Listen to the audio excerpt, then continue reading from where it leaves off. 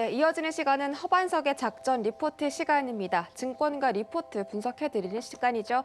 IR 분석에 신 허반석 전문위원과 함께합니다. 안녕하세요. 네, 안녕하세요. 네, 이번 주 화합물 반도체 업종 리포트 분석해드리고 있는데요. 오늘의 종목 바로 만나보시죠. 네, 오늘의 종목 리포트 예스티입니다. 전력 반도체 대표 주자로 가는 길이란 주제인데 이 예스티가 SIC 전력 반도체 국내 1위 기업이라고 합니다. 자회사인 예스파워테크닉스까지 주목을 받고 있는 상태인데요. 예스티에 대한 자세한 종목 분석 부탁드릴게요. 네, 이번 주는 화합물 반도체에 대해서 살펴보고 있습니다. 어제는 RFHIC를 살펴보았고요. 오늘은 예스티를 살펴볼 예정입니다. 4월 13일 그리고 7월 27일 IBK 투자증권에서 발간된 리포트, 그리고 18년도 8월 22일 NH투자증권에서 발간된 리포트 세 가지를 좀 가지고 왔습니다. 전력 반도체 대표 주자 또는 전력 반도체 분야의 넘버원이라는 이야기들을 시장에서는 조금 붙여주고 있는데요. 예스티가 왜 그런지 하나하나 좀 살펴보도록 하겠습니다. 예스티는 반도체, 디스플레이 장비 및 부품 제조 기업입니다. 반도체용 열처리 장비 개발과 디스플레이 장비 개발을 하면서 삼성전자와 삼성 디스플레이의 장비를 공급하고 있는 기업이다라고 한다면 결국엔 기술력과 실력에 있어서는 인정을 받았다라고 이해를 해보시면 좋을 것 같고요. 단기 보고서 기준 주요 매출처 및 비중을 살펴보면 삼성전자와 삼성 디스플레이, 그리고 반도체 장비는 매출이 44%, 그리고 디스플레이 장비는 12%, 환경 안전 분야 쪽으로 25%, 부품 관련해서 6%, 그리고 기타로 13%의 매출이 좀 잡히고 있습니다. 반도체 장비가 주를 이루고 있다라고 보시면 좋겠는데요. 화합물 반도체를 이야기를 하면서 예스티라고 한다면 조금은 생소할 수도 있으시지만 자회사 예스파워테크닉스가 있습니다. 예스파워테크닉스 쪽으로 가장 적극적으로 미래 먹거리를 성장시켜 나가고 있다라고 보시면 좋겠는데요. 최근 SK에서 268억 원 정도 투자를 받았습니다. 예스파워테크닉스의 지분을 약 34% 보유를 하고 있고요. 예스티의 대표이사 장복동 대표가 31.7% 정도 예스파워테크닉스의 지분을 소유하고 있고요. 이제 SK가 이 예스파워테크닉스의 33.6%를 보유하고 있습니다. 결국 국내 SIC라고 한다면 탄화, 규소, 전력 반도체 설계에 가장 앞장서서 달려나가고 있는 비상장사로 보시면 좋겠는데요. 여기에 SK가 투자를 했다라는 부분이 굉장히 조금 의미 있을 수 있다라고 보시면 좋겠고요. 예스파워테크닉스는 이 SIC 전력 반도체 설계 그리고 생산 기술 확보를 위해서 지난 10년간 연구를 해오고 있고 이제 막 공급을 하고 있고 매출을 올리고 있는 그러한 기업이다라고 이해를 해보시면 좋을 것 같습니다. 이 리포트는 2018년도 8월 NH투자증권의 리포트입니다. 그때부터도 예스티는 이 전력 반도체라는 부분으로 각광을 좀 받았고 여기가 미래 먹거리다라고 하고 투자를 진행해 온 모습입니다.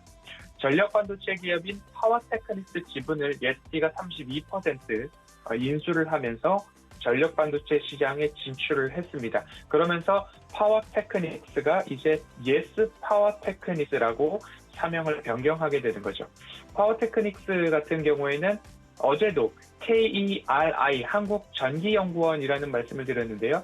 여기에서 개발한 SIC 전력 반도체 기술을 이전받아서 국내에서 최초로 SIC 전력 반도체를 생산하게 됐습니다. 이때도 태양광 인버터, 전기차 충전기, 백색 가전 등의 이 전력 반도체를 탑재할 수 있겠다라고 테스트를 진행을 하고 있었습니다.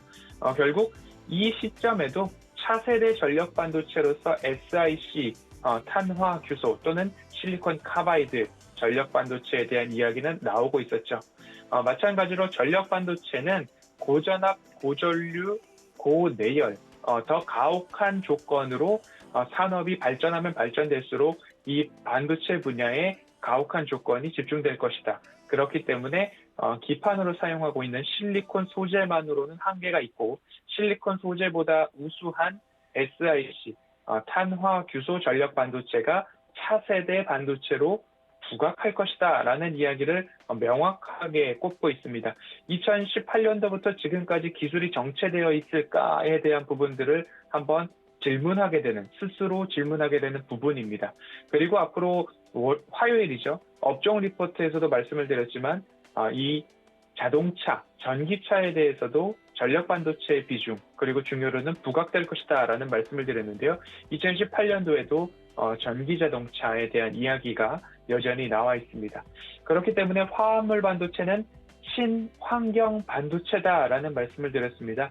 고성능, 고효율, 저발열, 소형화까지 이룰 수 있는 반도체 미래에 있어서는 꼭 짚고 넘어가야 된다라는 말씀을 드렸고요. 화합물 전력 반도체를 사용했을 경우 불필요한 전력 손실을 최소화함으로 인해서 전력 효율에도 좋다라는 말씀을 드려왔었죠. 산업의 발전에 따라서 더 가혹한 조건들이 일상생활에 일어나게 됩니다. 그 이유는 더 많은 데이터를 더 손실 없이 더 빠르게 서로 왕래할 수 있도록 만들어줘야 되기 때문에 반도체와 그 부속 모듈에 있어서는 조금 더 많은 부하가 걸리게 되는데 이 부하를 현재 실리콘 기판에서는 감당해내기가 앞으로는 더 어려워진다라는 부분입니다. 전기차에 이 SiC 탄화 규소 전력 반도체를 사용하겠다라는 이야기들은 도요타에서도 앞장서고 있는 만큼 이 시장 규모는 여지없이 커지고 있다.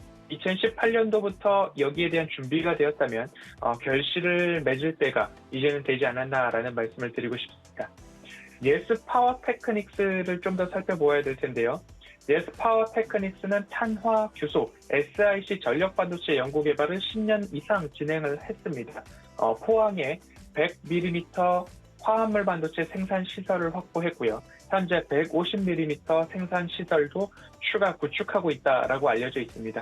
업계 내에서는 가장 앞선 것으로 평가를 받고 있는 기업입니다. 대만의 H사와 전력 반도체, SiC 전력 반도체 공급 계약을 체결을 했는데 이 예스 파워 테크닉스는 비상장사이고 예스티가 상장사이기 때문에 이 부분에 대해서는 뉴스로 일부 내용들이 좀 공개가 되었습니다. 가전 그리고 전기 오토바이라고 하는 이 바이크 생산 기업이 대만의 H사라고 좀 알려져 있습니다. 생산 시설은 중국에 두고 있고 그리고 본사는 대만에 두고 있는 H사라고만 보도 자료가 나왔기 때문에 보도가 되어 있기 때문에 추가적인 내용들은 제가 공개하기보다는 보도자료 내용을 그대로 좀 말씀을 드려야 될 것 같습니다. 21년 4월부터 25년 12월까지 약 8천만 개의 SiC 전력 반도체를 공급하는 계약입니다. 전력 반도체 분야에 매출이 발생하는 기업이다라는 부분은 굉장히 의미가 있다. 그래서 누가 뭐래도 SiC 탄화 규소 전력 반도체 국내 넘버원 앞장서고 있고 최고다라는 이야기가 조금 꼽혀 있는 모습입니다. 국내 유일의 SiC 생산 체계를 갖고 있는 기업이기 때문에 그럴 것 같습니다. 대부분 외국으로부터 수입에 의존하고 있던 그런 부분이고요. 아직까지 웨이퍼는 크리사를 비롯한 해외에서 수입 의존도가 70%, 80%에 육박한 모습입니다. 이번 완성품 공급 계약 체결로 인해서 해외 시장에서도 기술력과 품질을 인정받았다라는 모습으로 평가가 되고 있고요. 이러한 이유 때문에 SK에서 268억 원의 지분 투자가 들어오지 않았나라는 생각을 한 번 더 갖게 됩니다. 그리고 또 한 가지는 이 ST 또는 예스 파워 테크닉스에서 GAN 질화 갈륨에 대해서 RFHIC를 말씀드리면서 설명을 드렸죠. 이 기업을 인수하겠다라는 이야기가 조금 나오고 있습니다. 아직까지 확정된 사항은 없다라는 이야기들을 하고 있는데요. 예스 파워 테크닉스가 SK와 함께 질화 갈륨 전력 반도체 기업을 인수하겠다라는 보도도 여전히 이어지고 있는 모습인데요. 예스 파워 테크닉스는 SiC 탄화 규소 전력 반도체를 이미 생산을 하고 있고 이제부터는 질화 갈륨 전력 반도체를 양산하겠다라는 목표를 확실하게 좀 잡은 모습입니다.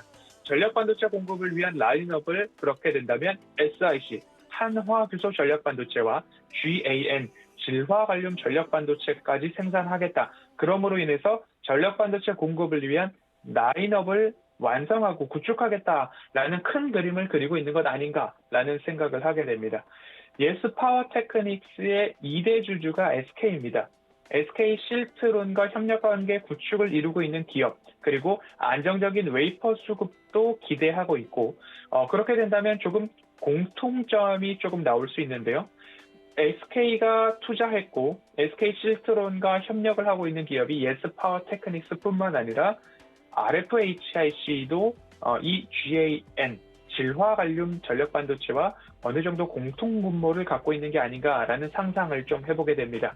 이 질화 갈륨 같은 경우에도 우수한 전자 이동성, 전력 효율 증가, 전력 손실 최소화, 그리고 높은 열 전도율, 고대역 주파수에서도 높은 효율성을 내고 있다라는 부분들이 강점이죠. 앞서서도 말씀을 드렸습니다. 산업이 발전하면 발전할수록 전파 기지국에서도 자율주행이다, 그리고 5G다, 프라이빗 네트워크 망이다, 스마트 팜이다, 스마트 팩토리다, 여러 가지 이야기들이 이 통신과 전력에 집중되어 가고 있는 모습입니다. 이 질화 갈륨은 탄화규소와 유사한 성능을 갖고 있지만 비용 절감이 가능한 부분이 또 장점입니다. 탄화규소보다 저렴한 실리콘, 사파이어, 다이아몬드 기판과 범용 가능성이 높기 때문에 질화 갈륨 전력 반도체도 놓치지 말아야 될 시장의 핵심 포인트다. 한번 기억해 보시고, 이 탄화규소보다는 가격과 성능 면에서 모두 다 두 마리의 토끼를 잡을 수 있는 장점이 있는 게 질화 갈륨 반도체 시장이다 라고 보시면 좋을 것 같습니다. 이제 예스티의 실적을 조금 살펴보도록 하겠습니다. 예스티 같은 경우에는 2분기 기준으로 매출이 204억 원, 그리고 영업이익은 33억 원 적자를 기록했습니다. 상반기 누적 매출로는 327억 원, 영업이익은 40억 원 적자가 전망되고 있습니다. 지난해 매출이 661억 원이었고 영업이익이 5억 원이었습니다. 이보다 실적 면에서는 일부 퇴보하고 있는 모습이 아닌가라는 부분이라서 아쉬운 부분이 바로 이 실적이다라고 말씀을 드릴 수 있겠습니다. 그래서 어제 말씀드렸던 수요일은 작전 리포트라는 이야기를 좀 말씀을 드리면서 RFHIC는 실적 면으로도 우수했기 때문에 수요일과 목요일 기업의 차이가 이 실적에서 조금 나지 않았나라는 말씀을 드리고 싶습니다. 끝으로 한 가지를 좀 말씀드리자면 예스티를 중심으로 예스 파워 테크닉스에서 RFHIC를 인수한다면, 또는 SK가 이 두 기업의 시너지를 내기 위해서 뭔가 모종의 거래를 하고 있다면, 이러한 상상의 나래를 펼쳐보게 되는 두 기업의 이야기였습니다. 무엇보다도 이 소중한 전력 반도체 시장에서 우리나라 기업들이 하루 빨리 조금 더 성과와 두각을 나타내서 뭔가 시너지를 낼 수만 있다면 합병을 하든 인수를 하든 서로 협력 관계를 내든 지분 교환을 하든 세계 시장에서 전력 반도체 하면 대한민국이 조금 더 앞장서 나갈 수 있는 그런 모습들이 나왔으면 하는 기대를 하게 되는 RFHIC와 예스티, 그리고 예스티의 자회사 예스 파워 테크닉스였습니다. 이런 부분들 전력 반도체 시장에 대해서 이번 주 꾸준하게 좀 살펴보고 있는데요. 화합물 반도체, 그리고 ESG, 그리고 조금 국내에서는 시끄러웠던 반도체 업황까지 보면 이번 주까지 반도체와 ESG, 화합물 반도체 조금 그림이 완성돼 나가는 모습입니다.